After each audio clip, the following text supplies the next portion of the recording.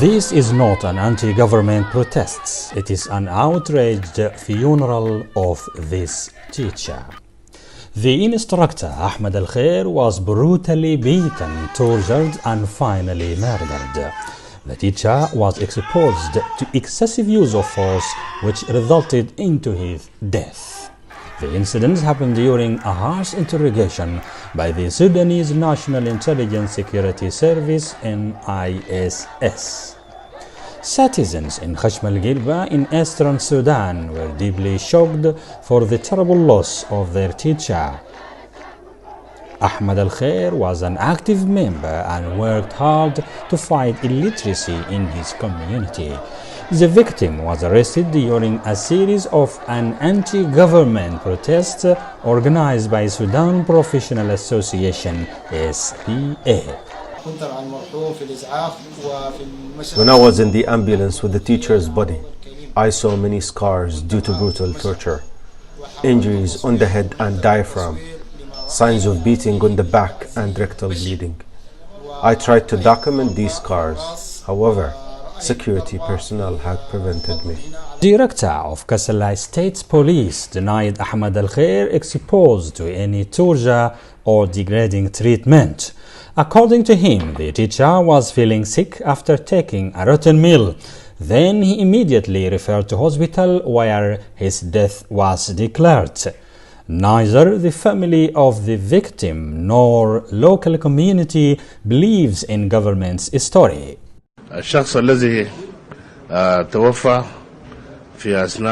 The person who was killed during the interrogation in the National Security Intelligence Services building was arrested along with other protesters.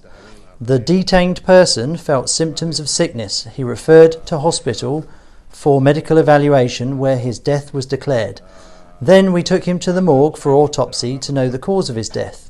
We invited one of his relatives to attend the autopsy. After his attendance, he completely ensured that the victim had never ever exposed to any harm, beating or even torture. The government's official statements are totally contradicted with teachers' relatives. The eldest sibling of the victim, Ahmed al Khair, has directly accused the security agents of brutally and deliberately killing his brother. My brother was killed by security agents. He was in well-being and good health.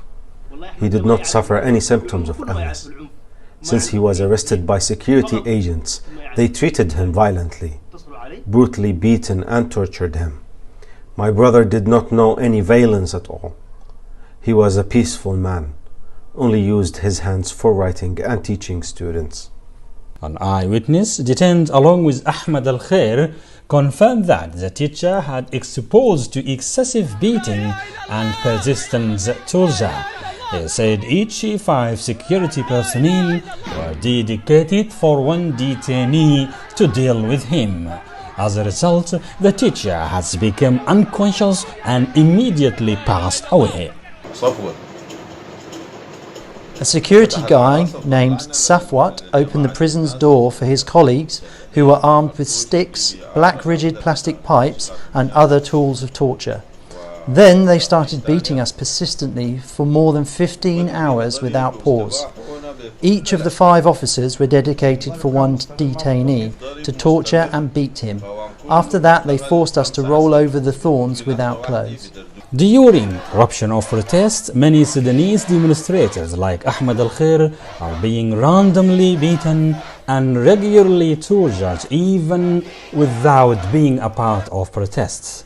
Some of them detained and imprisoned without charges, access to a lawyer or medication. The Sudanese citizens believe that they are only exercising their rights stated in the constitution. The government in Khartoum, however, described protest as illegal. International human rights organizations like Committee to Protect Journalists, Reporters Without Borders, local human rights groups voiced their concern over the arbitrary arrests, enforced disappearance and using of live ammunition against protesters. The killing of Ahmed al Khair has inspired protesters to continue their defiance to security crackdown and motivate them to stick to their peaceful slogans for gaining their freedom, peace and justice. However, the most important demand protesters are intending to achieve right now is just fall. That is all. Ibrahim Hamdi, Human Rights Journalism Network, Sudan, Khartoum.